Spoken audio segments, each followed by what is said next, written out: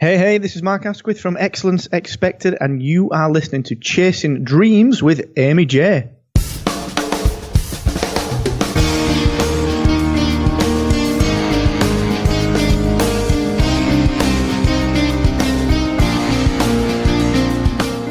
Welcome to Chasing Dreams podcast with Amy J. Amy believes that realizing a life without regrets is achieved by taking chances, chasing your dreams, making moves, and overcoming your doubts. The Chasing Dreams podcast will help you overcome life's obstacles, believe in your potential, and inspire you to face your fears. And now here's the woman who is passionately pursuing her dreams, Amy J. Hey Dream Chasers, this is Amy J, and thank you so much for tuning in to episode 80 of Chasing Dreams, which, every time I speak, I feel like I'm saying this is amazing, but it just continues to be amazing. And today is no different because I have our second international podcaster on the show, which is amazing in and of itself. But Mark Asquith, a serial entrepreneur who has built globally successful design and marketing, SaaS, and digital businesses since he quit his job in 2005, is here today. He is a passionate podcaster, perpetual learner, helpful bloke, nicest guy, and he has a giant dog and what he believes to be an embarrassing beard.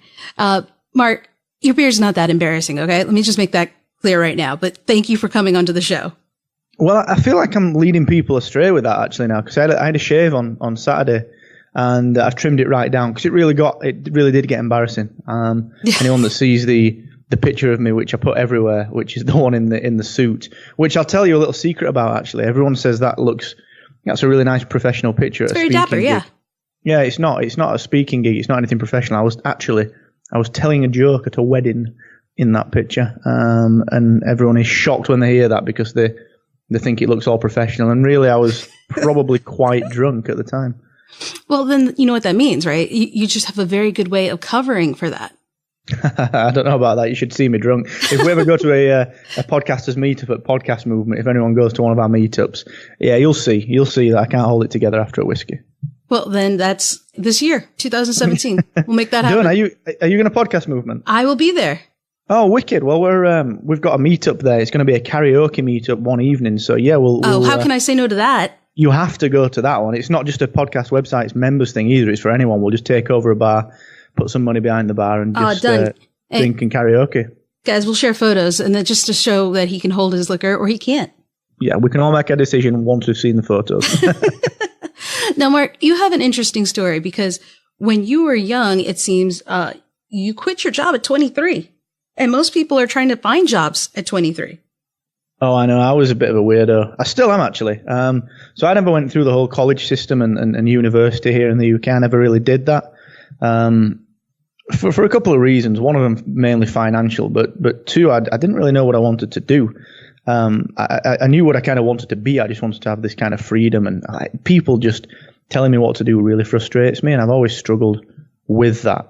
So I went into work super early. I actually got my first proper job, where I was, independent, and I wasn't just kind of part-time work. My first proper job, if you like, was at age 18, and yeah, sort of left that at 23, and pretty much been unemployable ever since, really, which is quite curious.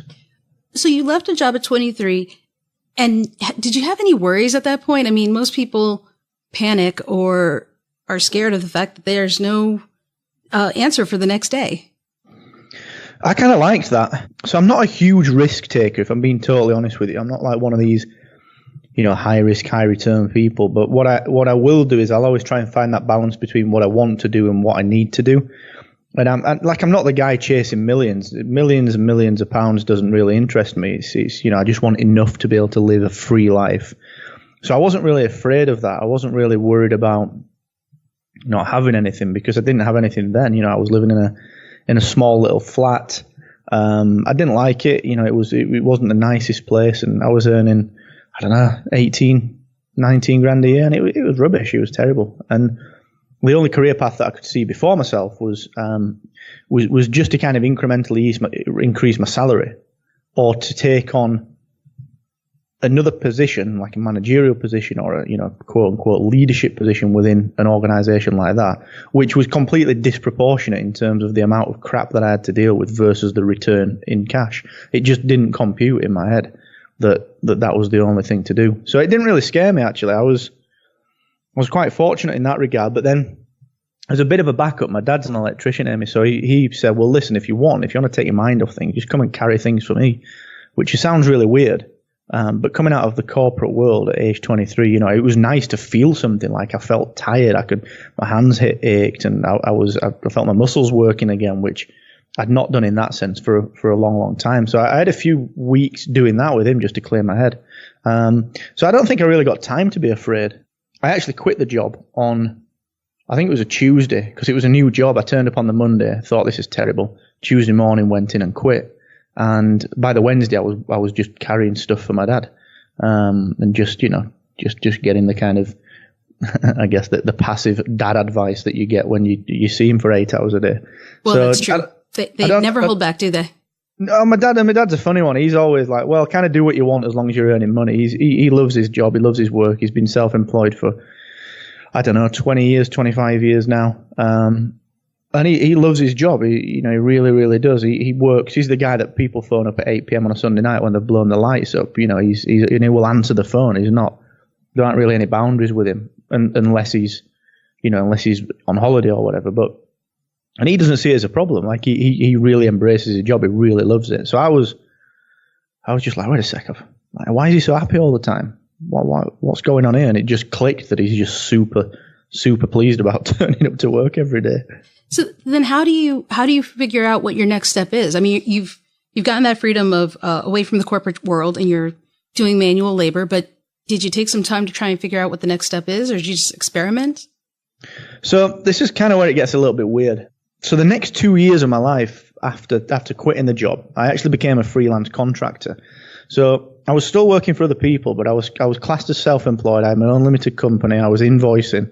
But I was essentially still working 1 and 2 month contracts for people like the Ministry of Defence or the National Health Service, doing like digital training for them. It's something that I used to do in my corporate life, just a little bit, and I really played upon that.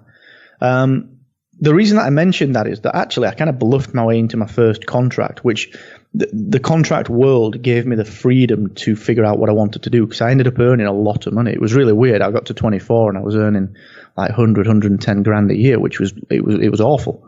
It sounds really good, but it was just, I was going to say, I didn't know what to do with it. I wasted it pretty much. I could have bought property. I could have done anything. But actually, the only good thing that I did was I saved up 20, 30 grand to set up my own business, which comes much later.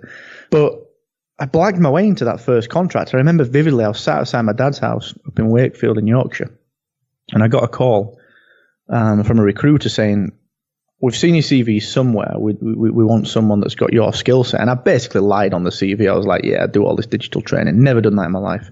I'd done a little bit for internal people, but never really been a trainer per se. And I got a telephone interview. Got through that because I'm a bit of a talker. I can kind of get my way around things. I'm tech savvy, so I was all right on that front. Got the second interview, again, another telephone interview, sat outside my dad's house in the blazing sun, burning, and ended up getting this contract, which was crazy. And then did that, reinvested the money in actually becoming a trainer, a certified trainer, and then did that for a couple of years and built up a pot of cash to set the business up. So I never really worried about it. I kind of just blagged my way into the first couple of years of self-employment. But it was interesting because although I had a lot of cash at the time, it made me see that the fulfillment was the thing that I wanted. Like, even though I was earning, I just hated doing it because I was still effectively working for someone else. Right. So that was a big lesson. It taught me that actually it's not all about the money. Yeah, you need the money. Anyone that says you can't have any money is crazy. But it taught me that actually you only need so much, and then it becomes about fulfillment, Yeah. So, but you used that money and you created your first real business. And so you have your own business. Did you still feel like you were working for the man in the sense that you're contracting and working for others? So that's where I really screwed up, actually. I had that business for about 6 months, and I dwindled it down to having about £60 in the bank. I really made a mess of it, And the reason was, so I come from this little town called Barnsley. I'm actually sat in Barnsley right now, actually, in the agency that I own. And it's a weird little town. You know, it's an old mining town in the UK. It was decimated in the 80s by the mines shutting and the industry disappearing, and you know, the town's had to reinvent itself. And I was kind of the generation that was in the middle there. There was nothing for me in this town, but yet there was nothing for me in the past of this town, but there was nothing to move into. Like, there was no tech like there is now. So it was an interesting one insofar as I always was taught that actually you can just do one of three things. You can work in a mine or a factory. You can kind of do menial work. So you could do like kind of labouring style work or trades, which I didn't really fancy. Or the big the big aspiration for most people in Barnsley, certainly at that time, I don't know about now, was that you do really, really well if you get an office job. So I was kind of thinking to myself, well, I'll just aim for this office job. And it was a really weird scenario because that taught me to be quote unquote professional. So when I got my first business, I was acting like this corporate guy. I was acting like the guy that I thought people wanted, that kind of quote unquote professionalism from someone that ran their own business. And I completely made a mess of it because it just wasn't me. It wasn't like, that's not naturally me. So I kind of ran that into the ground. I made a mistake with the wrong employee. Just the one employee that I had, and it was just bad. I just learned all of my lessons very quickly in 6 months, and I was just about to quit and go back contracting when I decided to set up another style of agency with a couple of friends, Don and Mark, and really implement the lessons that I'd learned from there. So yeah, it was weird because I was taught to be this professional, quote unquote professional, and it was that in the self-employed world that really was my undoing, which is quite an interesting lesson to learn. Now, those lessons that you learned, I'm curious, do you, now looking back in hindsight, which, they say is 2020, do you think you still needed those lessons? Like, if you could do it over, would you just skip the whole business thing and just try to learn the lessons another way? Or do you find that what you learned is helping you today? Well, I think the biggest lesson that I learned was just be yourself, which everyone says it sounds super cliched, but I'm a particular type of person. Like, I'm outspoken. I swear a lot. Like, my mum loves it, honestly. I just kind of just say it how it is. I cut through the kind of rubbish and cut through the noise. And that's my whole ethos at Excellence Expected, is to cut through the noise and give it you straight.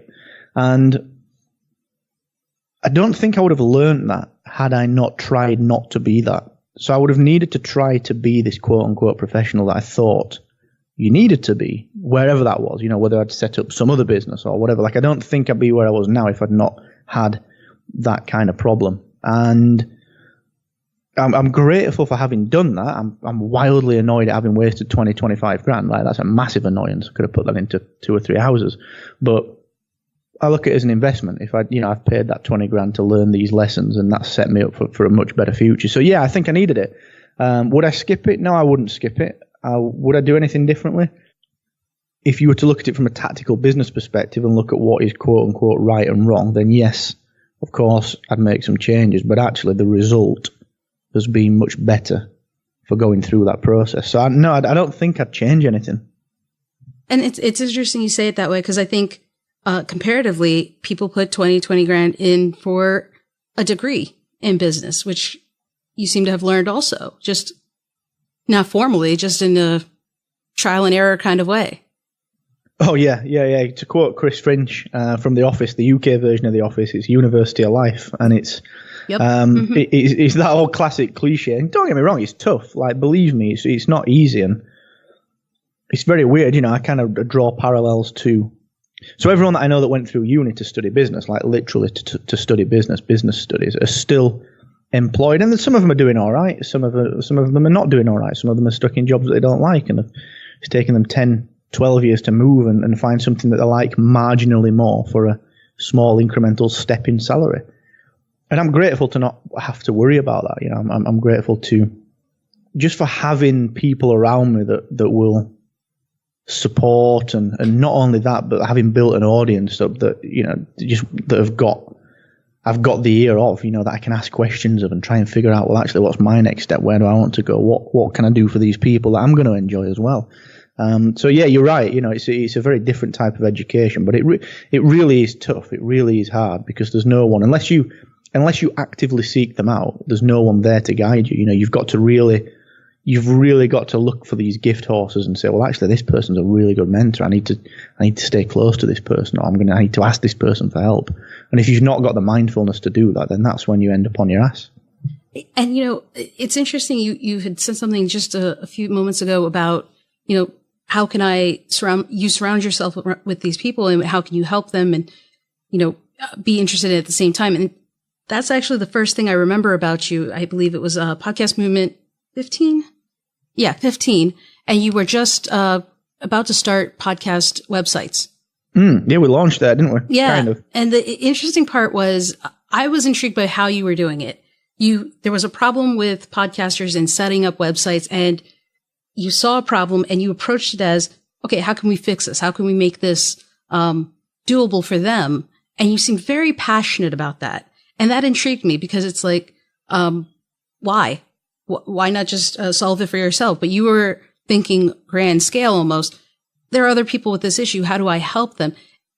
Did you discover that about yourself with your audience that you have, and that you just wanted to kind of help others in that way?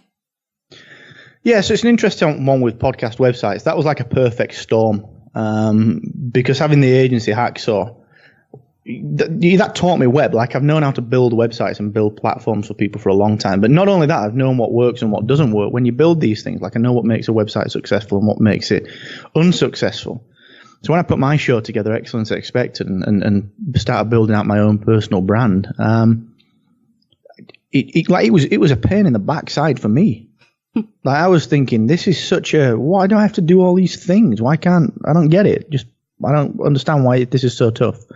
And yeah, if you're tech savvy, you can do it, but surely there's an easier way of doing it. So we started thinking, and the real catalyst for this was just getting to know John, being on EO Fire, reaching out, striking up a friendship and saying, listen, John, let's see what we can do. Can we do something that, let's be completely frank about it, is going to make us money? Because that's what we're all here to do in business. But ultimately, can we do it by enabling other people to do what they want to do a lot easier? And the answer was thankfully yes. And that's been a massive learning curve for us. Our first version of the product was nothing compared to what we have now. But if we'd sat on it and tried to make it perfect, wouldn't have worked. So yeah, it's been a very interesting process. And you seem to continue to be kind of doing that. I mean, podcast websites is doing well. Are you continuing that trend of there's a problem, I'm trying to address it, or what are you up to now?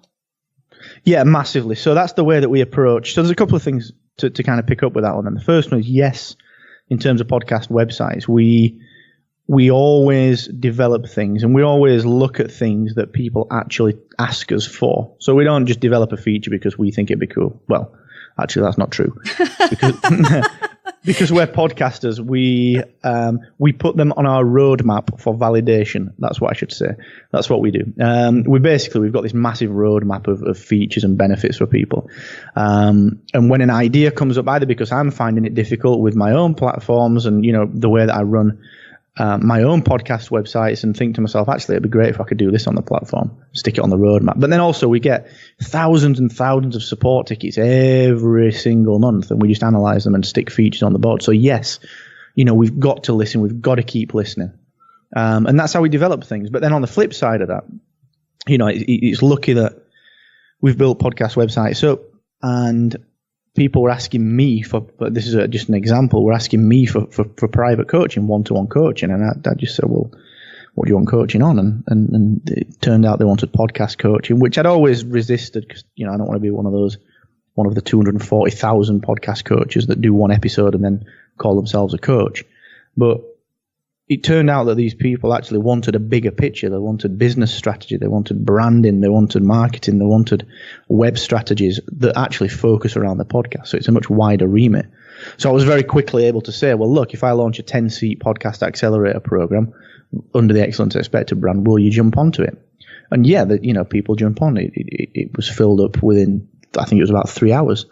Yes, the answer is yes. I always have to listen to people, and you've got to pick your yeses. You can't pick you can't take every idea and run with it. You got to pick your yeses. Like, what's the most valuable thing that I can do that's going to benefit me and the audience, and is still going to allow me to do what I need to do as well. Like, for example, if I'd have created a massive coaching program that took up 40 hours a week, it'd have destroyed everything else that I'm involved in. So you got to be really careful about where you say yes to things. Mm-hmm. And the thing that's interesting to me is, even if you don't say yes, your website, and guys, the link to Excellence Expected will be on the show notes page. You have a ton of content. I mean, the number of free resources just on the bottom of your screen, 4 or 5 off the bat. I mean, you're just continuously producing these things. I'm not sure how you balance everything you have going on. So the key thing for me is batching. That's the way that I do it. So as an example, I'm looking right now on my screen. I've just swiped over to it. We've got, let me just scroll down and count these up. There's 21 blog posts that I've already written, done, finished, written, ready to rock, that go from February 22nd through to December 20th this year. They're all done, 1,500, 1,600 word blog posts, all done. They'll all become audio, so they'll become another podcast, which will be like a week later. It's called a 10-minute tirade, which will be me 10-minute ranting about something that I'm writing about that week. So the key thing is batching. That's the year done, which is great because it means I can focus then on the other free stuff that I'm doing. So today I've just launched the giveaway. So every month, if you're on the VIP email list, if you go to excellence-expected.com, click free stuff, get on the VIP list. On the first of every month, I just pick a random person off that email list and send them just a pile of free stuff, whether it's books or gadgets or some tech or some software licenses, whatever. Creating the free Slack community, the Excellence Expected movement. But the key to it all is this batching. So all the content is just all done throughout the entire year based on what people have asked me the last year. So, it's really about picking out what people want and not trying to just put too much content out, like putting content out every single day. It's much better to pick the right stuff and put it out at the right time. That's the key to that free content that you mentioned there. It's like, how do you keep on top of that? Well, that's the secret to it. Wow. Okay, hold on. Now I have to talk about this batching. How? I'm like, because you're finished for the year apparently on just the blog post. You'll create the audio for that, probably later batching that. I'm assuming. Wait, I started that yesterday actually, randomly, and I'll do that in one day. I'll just sit down and smash through it all. So what is your recommendation for someone who is new to batching? Do you take a day to just kind of plan out how you batch, or do you batch at once and then the next step you batch another thing, or what's the process there? So it depends for me. It depends what you're trying to achieve with it. So from my perspective, it was all right for me to batch out the entire content for the year in terms of blog posts. Now, of course, I might do other podcasts. This is a great thing about it. It means that if I get to June and think, do you know what, it'd be really cool to do a podcast about something else, I can just do it because it's not bogging me down. Now, you got to think about how far in front you batch things. So, for example, if you think that your audience is going to change, or the needs and requirements, or your product roadmap's going to change, or you're not quite sure whether you'll be in 3 months, then only batch for 3 months, or batch for 6 months to suit. Now, I was able to batch for the year because I know that I'm going to release a new good quality, not a low level, not a 300, 400 worder, good quality 1,500 word blog post every 2 weeks. I can see them here, February 22nd, March 1st, March 15th, March 29th. And then the idea with the audio is to just repurpose that. So if you're not a reader, you might be a listener. Cool. I've got you both ways there. So the key thing is figuring out what you think your audience will want and when you think they might want it, and not trying to be too clever around what you're giving them. Just go really simple. So really the key thing for batching is, for example, to not worry that you are having to create this brand new content that no one's ever seen or heard before. So for example, I've got a couple of blog posts here and I'll read them out to you. The best example, actually, April 12th, 2017, I've got a blog post going out, which is the 5 telltale signs of a terrible client. And this is not new information. Like, people with common sense will get this. People who have been in business before will get this. Even people that haven't been in business but just have eyes and ears will get this. So I'm not telling people necessarily something new, but this might be the first time that someone sees this for what it is to them, or appreciates the impact that this has on them. So when you're batching your content, for me, it's very important to make sure you're talking to your audience in your own voice, so you can really get the information across that you want to get across. So not worry about having to create something uber innovative or completely radical, every single time. It's about finding your voice. Now, the cool thing about batching is that if you imagine that you write 10 blog posts or record 10 podcasts or do 10 videos, by the time you've done them, believe me, you will be in your swing. You will be in your flow. You're not having to find your voice, because once you've done one or two of them, your voice is so natural and you become like the natural you. So that's another kind of unseen benefit of batching, is this idea that once you get 3 or 4 items into the batch, you're really in your zone. You're in this flow. You've got your own personality coming through, where if you're doing one blog post per week, that might feel like a warm-up. You're doing the first blog post, it's a bit of a warm-up. You might not be talking as you truly are, or saying the things that you truly want to say, because you're just in this, okay, I've got to get it done mode. So yeah, there's a lot of unseen benefits to batching. I think if you just be sensible about it, the idea with batching is to get things off your plate, but not take the value away from the user or from the reader or from the audience. Give them what they expect, but do it in such a way that it lowers the impact on your time. And that's a really smart way you put it, in the fact that, there is a benefit to it, but be smart based on your audience and what they want, and how you were talking about the 3 months versus 6 months. Each person or audience may be different, but what do you do if you come back and the feedback is negative, and it's negative in such a way, or different? Let me take away negative, different in such a way that you probably should pivot at some point. What do you do if you had already batched a bunch of articles, like you discover this in the middle of it? Well, it depends. I mean, that's an excellent question, actually. It depends on what the feedback is. So if the feedback is, look, we don't want this type of content anymore, then it's your job to say, all right, well, what do you want? Look at what that is, and then look at whether you can repurpose some of the stuff. But ultimately, look, someone's going to want that content, so pitch it to someone. Pitch it to Inc. or HuffPost or to entrepreneur.com. Just pitch this to someone else. And if you can do kind of blog outreach and kind of this kind of influencer marketing, give it to someone. Give it to someone that runs a big blog in your niche, and just say, well, you know what? I'm not going to use this content. It's really solid content. I don't want to bin it. Do you want to stick it on your site and just give me a little bit of credit for it? You're always going to be able to use this. The ultimate goal with content marketing is to prove that you're there, to show that you're around, to show that you know what you're doing.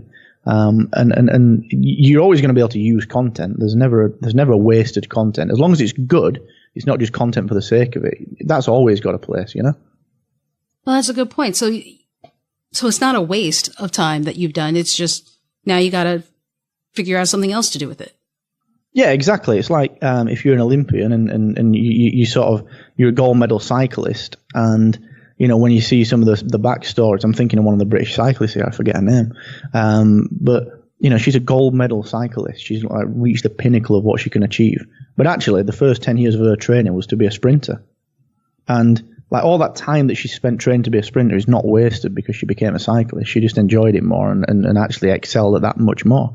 So all the training, all the mindset, the discipline, the technique, the kind of the focus, the nutrition aspect, she's got all that, and she can just transpose it over. Same with your content. All you're trying to do is get into a rhythm, get into a habit, get into a set of skills and set of practices and tactics that you can use.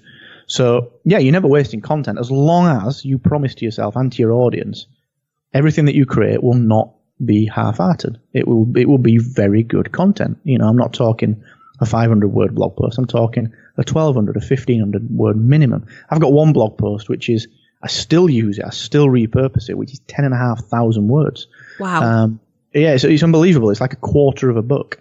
So it's huge. So yeah, I mean, you've just got to get into that habit, and just remember that all you're doing every time you create anything is you're practicing for the next one. That's all you're doing. You're practicing for the next thing.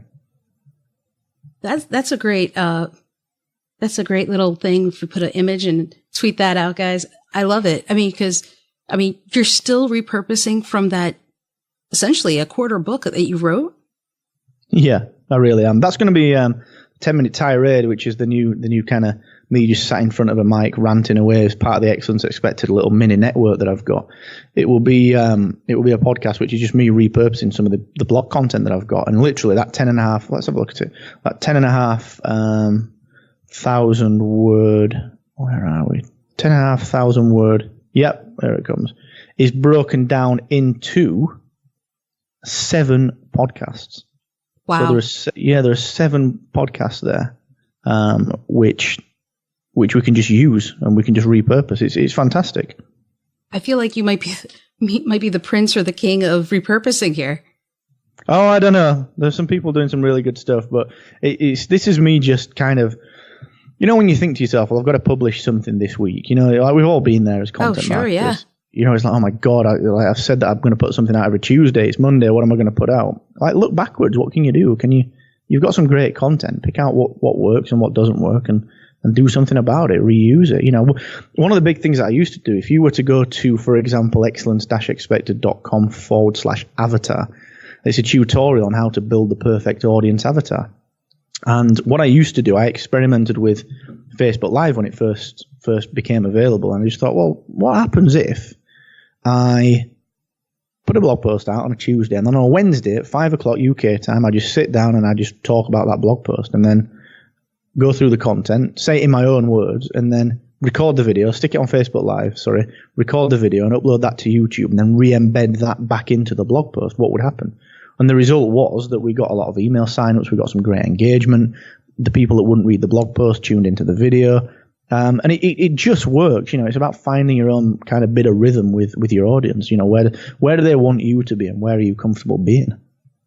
Yeah, and it sounds like you were able to address various needs for various people, depending on what their preference is. Yeah, exactly, because people have different needs, different people, different needs. So you got to think about, like, I'm not a reader. I love reading books, don't get me wrong. But when it comes to a blog post, I rarely read it. I'm a skimmer. Stick it on a podcast, you got me, because I'll do it in the gym, I'll do it walking the dog. And it just needs to play to your audience. And, some people watch videos, so why not record it on video? So yeah, that's the way to approach it. Don't just assume it because you like one particular medium or one particular method that the whole of your audience is going to follow suit, because it just won't work like that.